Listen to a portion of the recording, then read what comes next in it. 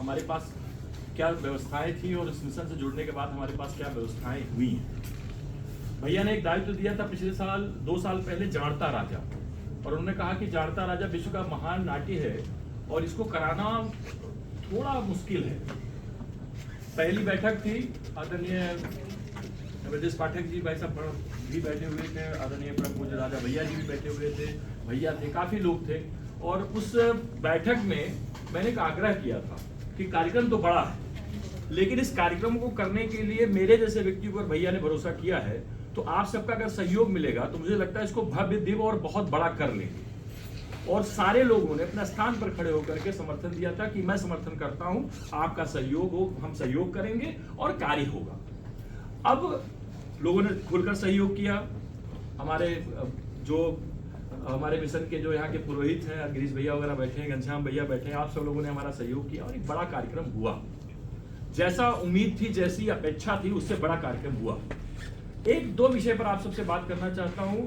आप सब हमारे मतलब लगभग चेहरे हमारे जाने पहचाने हुए हैं, लेकिन जब दिव्य प्रेम सेवा मिशन में पहली बार जुड़ा देखा तो मैं हरिद्वार गया। हरिद्वार जाकर के मैंने देखा कि आखिर ये है क्या होते हैं कुष्ठ रोगी, क्या होते हैं कुष्ठ रोगियों के बच्चे, और कुष्ठ रोगियों के बच्चों को कैसे पढ़ाया लिखाया जाता है, उनको कौन पढ़ाने वाला है। क्योंकि ये हमारे मस्तिष्क के ऊपर की बात है कि कुष्ठ रोगी और कुष्ठ रोगियों के बच्चों को वहां से उनके पास से लाना, उनकी शिक्षा दीक्षा कराना, उनको पढ़ाना, उनके बच्चों को इंजीनियर बनाना, ये कौन से महापुरुष हैं या कौन सा काम है, जरा हम देख के आए। हम गए अंदर तक जाकर के देखा और हमने देखा, क्योंकि पिक्चरों में देखा ना, टीवी में देखा कि लोग कार्य करते हैं, सेवा का काम करते हैं, लेकिन उसमें एक काम ये होता है कि सेवा का नाम होता है लेकिन काम नहीं होता।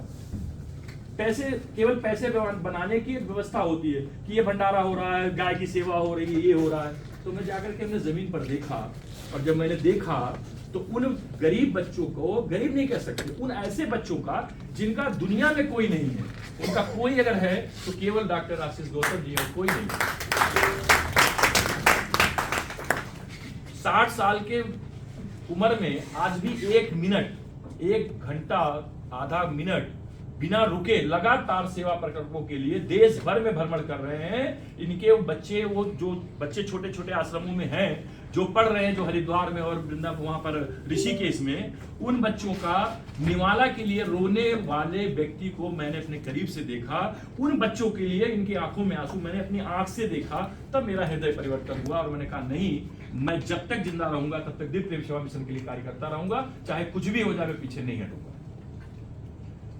मैंने अपने आप से महसूस किया है, मैंने अपने आप से देखा है। देखिए, अपने घर के बच्चों को तो हम सब पालते हैं, अच्छी शिक्षा दीक्षा कर देने का प्रयास करते हैं और दे रहे हैं। हमारी बेटी 6 साल की थी और हमने कहा कि मैं भैया से कहा, भैया उसका जन्मदिन है, मैं वहीं पर मनाना चाहता हूँ कुछ रोगियों के बच्चों के बीच में।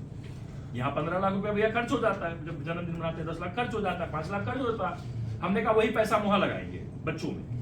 तो मैं अपनी बेटी को लेकर के गया और वहां पर ले जाकर के हमने हरिद्वार के आश्रम में हमने वहां जैकेट, जूता, जो भी हो सका बच्चों के लिए ले गए। उन बच्चों को हमने दिया और उन बच्चों का आशीर्वाद, प्रेम, स्नेह मिला, खुशी मिली। उन्हीं बच्चों के बीच में हमने बिटिया का केक काटा और हमारी बिटिया ने, 6 साल की बिटिया ने कहा कि पापा ये जो बच्चे हैं इनका कौन है। तो हमने कहा केवल एकमात्र व्यक्ति जो सामने है वही है और कोई नहीं। आज मेरी बेटी 9 साल की है, गुल्लक रखती है घर में और हमसे पैसे मांग के उसमें डालती है कि पापा जब हरिद्वार चलेंगे ना, ये लेके चलो। आज हम अपने बच्चों को क्या संस्कार दे रहे हैं? ठीक है, हम जो भी दिखा रहे हैं, जो भी सिखा रहे हैं, अच्छी बात है, लेकिन सेवा का जब तक अवसर नहीं मिलेगा किसी व्यक्ति को, उस व्यक्ति के जीवन में कभी भी कोई भी चीज नहीं आ सकती। मैं अपना व्यवसाय करता था, खाना खाता था, घर जाके सो जाता था, डॉक्टर साहब आप सब लोग से मिलता जुलता रहता था, बस इतना सी बात थी। लेकिन जब मुझे सेवा का अवसर मिला तो मैंने काम किया और उस काम करने का मुझे नतीजा जो मिलता है, आत्मसंतुष्टि होती है, मन खुश होता है, दिल को तसल्ली आती है और मन में ऐसा संकल्प आता है कि मैं क्या और कर सकूं दिव्य प्रेम सेवा मिशन के लिए। क्योंकि दिव्य प्रेम सेवा मिशन देश की इकलौती ऐसी सेवा पर काम करने वाला मिशन है जो सच में काम करती है। दीदी जी के बारे में भैया ने कहा, मैं दीदी से भी जाकर के मिला, कुलश्री जी के चरणों में जब मैं जाकर के बैठा, उनसे मैंने बात की, जब मैंने देखा तो वाकई कोई प्रोफेशनल कथावाचक नहीं है, वो एक देवी स्वरूपा ममता मेरी माता है और उनकी कथा सुनने में आपको जो आनंद मिलेगा, आपको किसी कथा में आज तक नहीं मिला। मैं आपसे वादा करना चाहता हूँ, 2 कथा में जाकर सुना। हम काम करने आए हैं, हमें काम करना है। 4 दिन 3 दिन की कथा है, एक दिन हमें चक्रव्यूह करना है। पर क्यों करना है? केवल इसलिए करना है कि दिव्य प्रेम सेवा मिशन के कार्यकर्ता, दिव्य प्रेम सेवा मिशन को प्यार करने वाले लोग, दिव्य प्रेम सेवा मिशन को जानने वाले लोग एक हो सके, मिल सके, बैठ सके, बात कर सके। क्योंकि हम लोगों को लगभग 2 वर्ष हो गया जाता राजा के बाद हम लोग मिल नहीं पाए, बात। एक विषय तो ये है। दूसरा विषय ये है कि आज जरा सोचिए, 650 बच्चे पहले थे, अब बढ़ गए 900 बच्चे। जरा सोचिए, सुबह का नाश्ता, दोपहर का खाना, रात का भोजन, स्कूल किताब। जरा सोचिए उनके कपड़े। अभी सर्दी आ गई है, हमारी पत्नी ने आज के 10 दिन पहले हमसे बोला कि पैसे भेज दो, हमें कपड़ा खरीदना है। लेकिन उन बच्चों को कपड़ा खरीदना होगा, जैकेट खरीदना होगा, क्योंकि हरिद्वार में तो यहाँ से 20 ठंड पड़ती है। उसकी चिंता करने वाला उन बच्चों के, उन 900 बच्चों का अभिभावक केवल एकमात्र है, वो है भैया, केवल पूज्य भैया जी हैं। उनका कोई भैया अभी नहीं चलाओ भैया, हाँ चलाना, सेट कर लो, चलाना भैया। केवल एकमात्र अभिभावक है उनका आप। हम उस सेवा प्रकल्प में, हम उन बच्चों की अगर एक रोटी की व्यवस्था भी कर सकते हैं, एक टाइम के भोजन की भी व्यवस्था कर सकते हैं, अगर हम उन बच्चों के पढ़ाई शिक्षा के लिए 1 वर्ष की शिक्षा पढ़ाई के लिए कुछ कर सकते हैं, तो आप यकीन मानिए भैया, मैंने एक चीज कहा है, मैंने देखा और सुना, मैंने समझा है। जब तक दिव्य प्रेम सेवा मिशन न्यास को मैं पैसा नहीं भेजता था, मैं इस न्यास से नहीं जुड़ा हुआ था, हर साल अस्पताल में 2-4 लाख रुपया मैं दे आता था। आप यकीन मानिए, हमारे घर से बीमारी दूर हो गई जब से, क्योंकि उन गरीब बच्चों की दुआएं हमारे लिए मेडिकल की वो काम करती है। भैया मैंने स्वयं, आप यकीन मानिए, इनका महान व्यक्तियों का चरित्र आपने देखा होगा, टीवी पे देखा होगा, सुना होगा, जानते होंगे। बड़ा नाम है डॉक्टर आशीष गौतम। माननीय मुख्यमंत्री जानते हैं, प्रधानमंत्री जानते हैं, राज्यपाल जी जानते हैं, जिनके आश्रम में स्वयं राष्ट्रपति जी आ चुके हों। लेकिन इस महान व्यक्ति को मैं एक दिन अकेले, हम दोनों लोग, आप लोग टहल रहे थे, कुछ भैया जी थे, मैं था, और उस दिन शायद किसी का जन्मदिन था, तो उन्होंने कुछ पैसे भिजवाए थे भंडारे के। भंडारा हो रहा था, तो भैया ने कहा भैया चलो बांटो, आप ही बांट दो। तो हम और पत्नी भी थी, हम लोग साथ में बांट रहे थे, खाना भोजन वितरण कर रहे थे। आप यकीन मानिए, 2 सेकंड की बात सुनकर के आपकी आंखों में जरूर आंसू आ जाएगा। हम लोग खाना बांट रहे थे और हमने कहा भैया ये रोज बढ़ता है। तो भैया के आंख में आंसू था, उन्होंने कहा भैया रोज नहीं बढ़ता है, कभी कोई दे जाता है तो बढ़ जाता है, नहीं आता तो कहां से लाएं, किससे मांगे? समाज से लोग दे जाते हैं तो बांट देते हैं, लोग खा लेते हैं। और कभी कभी तो भैया ने जब ये शब्द कहा कि कभी कभी तो खाना बट रहा होता और कुछ बच्चे 10-15 बच्चे बच जाते हैं और वो थाली लेके खड़े होते, लेकिन खाना खत्म हो जाता है। संवेदना, वेदना हृदय में कहीं ना कहीं उस समय आया। और भैया से मैंने कहा भैया हम लोग जरूर काम करेंगे और हम लोग रसोई पे काम करेंगे और ऐसा कुछ करेंगे कि भोजन का, भैया बताते हैं, आप साउथ इंडिया चले जाए, 2 लाख 3 लाख लोगों को मंदिरों में बैठा के खाने की व्यवस्था है, ऐसे संचालित भंडारे हैं, अच्छा देसी घी का बना हुआ खाना। आप सबसे केवल मैं इतना आग्रह करना चाहता हूं, चक्रव्यूह हम चलाएंगे, चक्रव्यूह तो हम अकेले करा सकते हैं, लेकिन 900 बच्चों का खाना, उनकी शिक्षा दीक्षा, पढ़ाई लिखाई शायद हमारे बस की बात नहीं है, शायद हमारे नहीं, इस हॉल में बैठे हुए किसी भी एक व्यक्ति के बस की बात नहीं है। 900 व्यक्ति का भोजन, उनकी शिक्षा दीक्षा, पढ़ाई लिखाई पैरामेडिकल कॉलेज पे भैया ने पहुंचाया है। पहली बार 5वीं तक बना, फिर इंटर तक कराया, हाई स्कूल तक कराया भैया ने, फिर इंटर तक कराया, आज उन बच्चों के लिए पैरामेडिकल करा दिया। और आज भैया का संकल्प है कि मेडिकल कॉलेज बन जाए। और मैं हाथ जोड़कर बिना आपके आशीर्वाद से नहीं बनने वाला मेडिकल कॉलेज। इस पत्र में 2-3 चीजें लिखी हुई हैं। आजीवन संरक्षक है, वार्षिक संरक्षक है, छोटा सा एक 25,000 का अनुदान है, 10,000 का अनुमान है, 1100 का है। पर्चा आप सबने भरा, मुझे पूरा विश्वास है कि आपने इसको पढ़ा भी होगा, देखा भी होगा। लेकिन मेरा एक निवेदन है, और ये निवेदन में उन भारत के भविष्य के लिए करना चाहता हूँ। वो भारत के भविष्य 900 बच्चे। जब ये मिशन नहीं बना था, आप सब मिशन की सीढ़ी देखिएगा, यूट्यूब पे डाल करके देखिएगा, दिव्य प्रेम सेवा मिशन भैया ने बनाया इसलिए कि कि भारत के भविष्य दूसरों के हाथ में जा रहे थे, भारत के भविष्य क्रिश्चियन बन रहे थे। तो उन्हीं बच्चों के लिए भैया ने एक संकल्प को स्टार्ट किया। उन 9 से भारत के जो भविष्य है उन बच्चों के लिए हम केवल एक मात्र इतना कहना चाहते हैं कि एक व्यक्ति एक बच्चे के ऊपर कम से कम 25 से 30 हजार रुपए का खर्च आता है, ज्यादा नहीं। इस कार्यक्रम को कराने में किसी से कोई सहयोग की आवश्यकता जो पड़ती है वो मांगेंगे, कहेंगे, आग्रह करेंगे, लेकिन जो मेन आग्रह करना है वो ये करना है कि 500 लोगों, ये जो हम 100 लोग बैठे हैं भैया, 80 नहीं है 100 लोग हैं, पूरी सीट भरी हुई है। ये जो 100 लोग हम लोग बैठे हैं, ये 100 लोग केवल इतना ही कह लें कि ये 25,000 की जो छोटी सी अर्जी है, ये जो छोटा सा नाम है 25,000 रुपया, इसको हम 500 लोगों तक पहुंचा देंगे और मार्च में कार्यक्रम है, उसके पहले 500 चेक ड्राफ्ट 25,000 का दे देंगे। इस संकल्प के साथ आप सब अपने स्थान पे खड़े होकर एक बार संकल्प कर लीजिए और हम जान लेंगे कि कार्यक्रम सफल हो जाएगा। जिनको जिनको संकल्प करना हो अपने स्थान पे खड़े होकर 2, 4, 500 करना हम सबको भी। कौन कौन हमारे साथ है? भैया ने कहा 5 करेंगे, लेकिन लिखा संकल्प पत्र, आप सबने जो भरा है वो लिखा है संकल्प पत्र। तो संकल्प पत्र आप सब भर चुके हैं।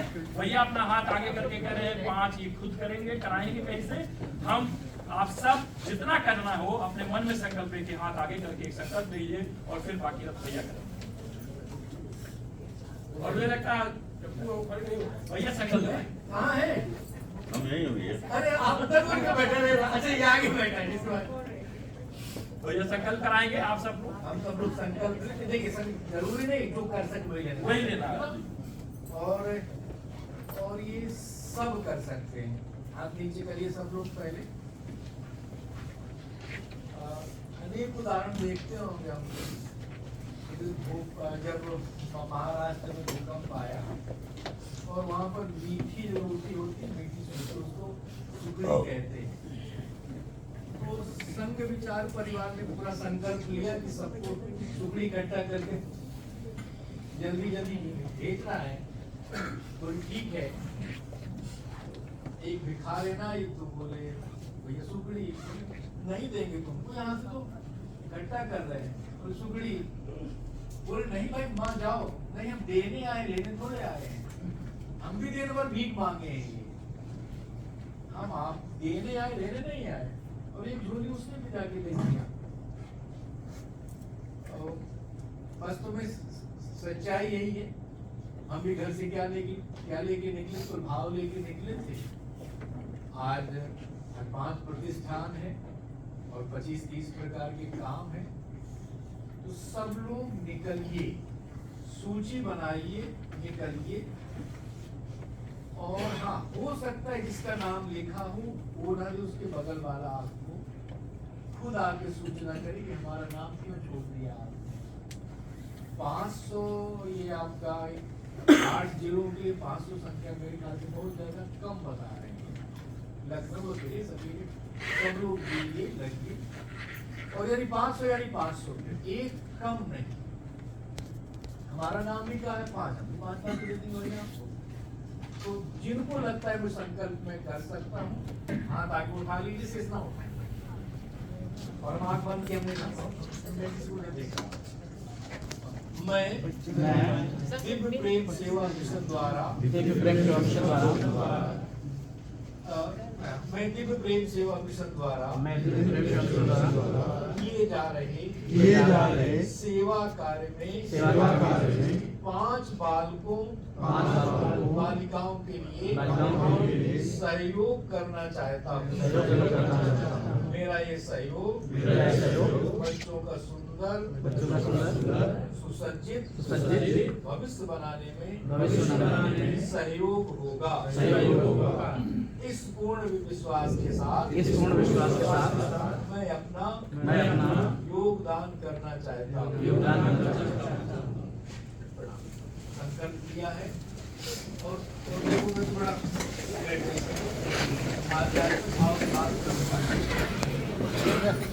पूरा कुछ कार्यकर्ता दिख रहे हैं, आप भैया है वो बैठे यहाँ पर, भैया गोरखपुर में गीता वाटिका प्रेस एक स्थान है और एक गीता वाटिका एक स्थान है। यहाँ पर पूज्य हनुमान प्रसाद उदास की समाधि है और वहाँ एक संत राधा बाबा रहते थे, दोनों के बीच समझौता था 24 घंटे से ज्यादा कभी दोनों अलग नहीं रहे। और जब हनुमान प्रसाद उदास जी का शरीर पूरा हुआ तो अपनी पत्नी की जिम्मेदारी दे गए कि बाबा इनका हाल चाल अब ख्याल रखना। संयोग से मैं उस गोरखपुर विचारक को पहुंच गया था। हनुमान प्रसाद पोदार जी का शरीर पूरा हुआ नहीं, उनकी धर्म पत्नी का पूरा हुआ शरीर 8वें दिन राधाष्टमी गए। पूरी कहानी एक छोटी सी वहाँ पर गोरखपुर के लोग जानते कि कैंसर संस्थान वहाँ पर बना था और उसकी जमीन ली गई और जमीन किसी व्यवसाय से ले गई तो कहा ठीक है इतना करोड़ हम